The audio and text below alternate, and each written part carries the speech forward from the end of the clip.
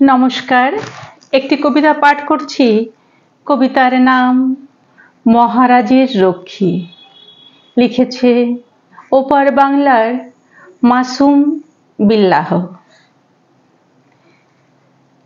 দেশ হতে দেশ লোকান্তরে আমি পথিক যাই যে ঘুরে, শান্ত এমন বলিত কথা বলে মহারাজ মানি যথা। পথিক সেজে সেথায় চলি পথে পথে, এই তো কাটে সারাটা বেলা। গরিবের ব্যথা কেউ বোঝে না, বোঝে না দুঃখের কথা। করুণা লক্ষ্মী নিজের কাছের মহারাজের সেই লক্ষ্মী। আমি গরিবের নয়তো ধনী, চন্দ্র সূর্য সাক্ষী।